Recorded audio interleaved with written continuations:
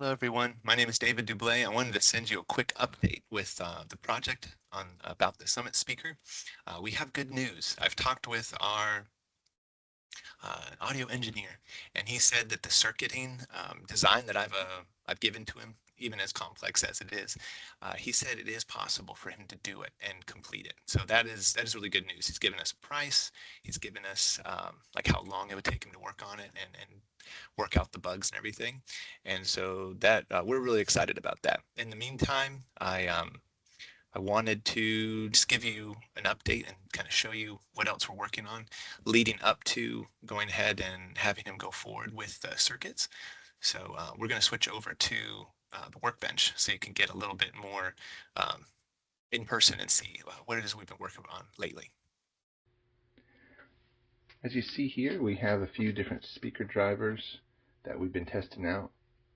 This one here is a speaker driver paired with a passive radiator. We were testing this for bass response and also seeing if we can get a really good quality sound out of a smaller speaker driver. These here, we were testing an idea of different directional, sending sound in different directions from a very small speaker driver, and just to see if, what's the quality of that sound and how much throw we can get on either side. This was 3D printed, 3D printed part. This here is a 4-inch driver, which is probably, and it's also very lightweight. So we did like that quality about it. We did like the sound we got out of this size speaker driver. However, it's not quite the sound we're looking for. We're still searching. Here's passive radiator and a speaker driver already enclosed.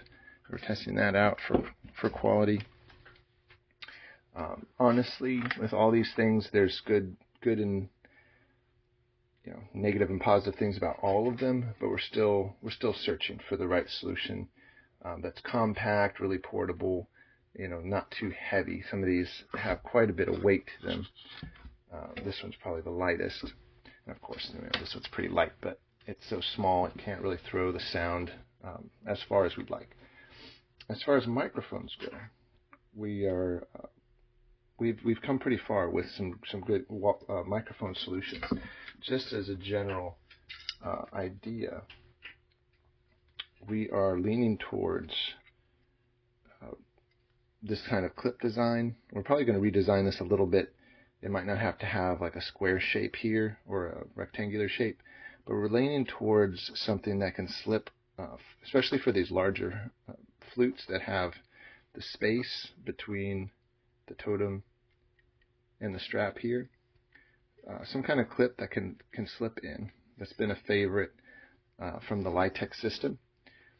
But instead of housing the microphone inside this piece, we're designing a microphone that's on a clip. And this item here is totally rotatable. And this cord could be pulled out and moved forward or backward to get the exact placement of the sound. But this could easily clip in there. And you can control exact placement of your microphone and closeness to the sound hole. This clip could go on either side. So we designed it to be able to go on either side just as easily. And the microphone is made to be very low profile. Obviously, if you're outdoors, there's a cover that can go over top of it, but it's still very small form factor, really taking after, I think the Aspen Flute had a really good form factor microphone, but unfortunately they're not making their microphones anymore. Also, the components inside here are being chosen very specifically so that you can be close to your sound hole without it overpowering it.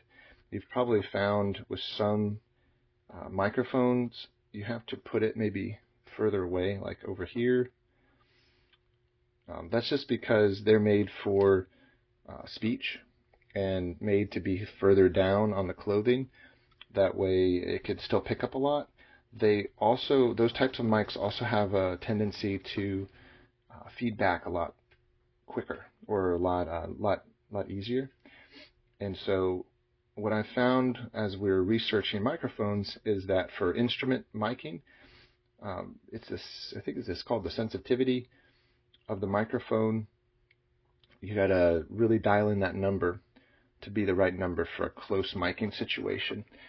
That's what I was finding with microphone systems such as the Feather.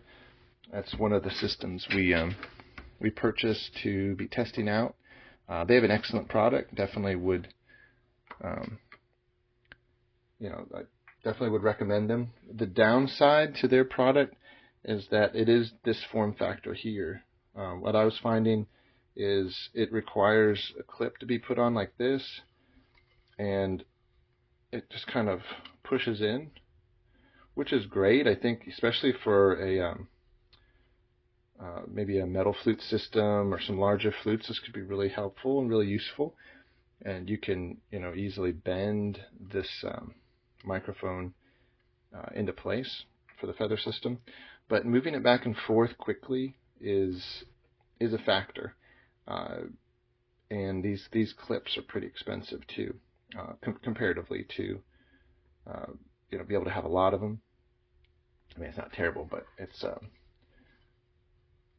they're not inexpensive for like getting more of these clips. And let's see what else. And just the whole form factor is kind of large and bulky looking a little bit.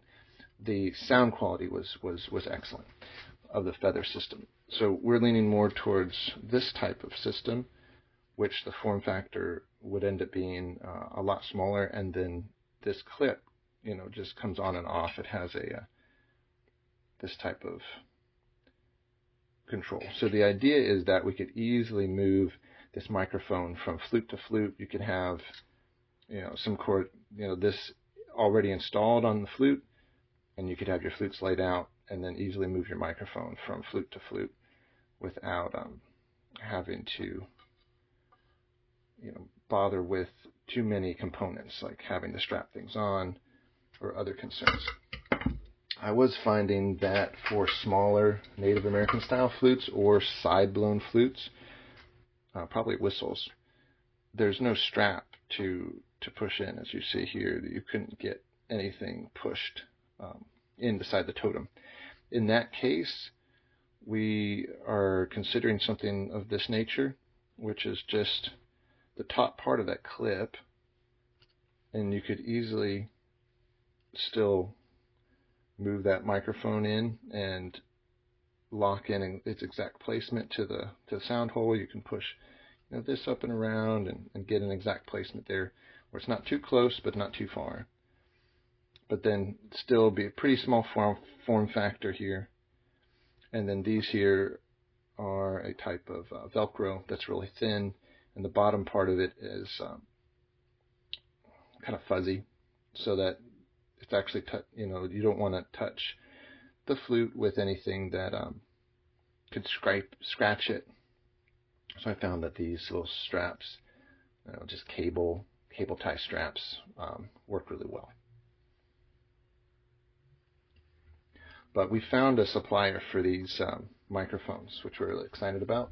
I can show an example, like a side-blown flute could easily have microphone placed here, and you can of course move this up and down, and then these could move around to flutes really easily.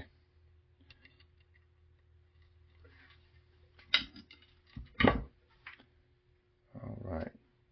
Well, I think that's it for the speakers and microphones. Happy to share where some of our ideas are going, and happy to hear back any feedback. If you saw something and it sparked an idea, please reach out, let us know your ideas. We're really pulling a lot of ideas from the community and really designing a speaker that's by us and for us type of situation, where it's by members in the community, the ideas and the needs, and it's specifically designed for Native American flutes and other wooden flutes, other style flutes, whistles. The ability to mic and have portable effects and speaker. It's just not something that a lot of companies have tried to tackle. But yeah, have a great rest of your day, and let us know if you have any questions.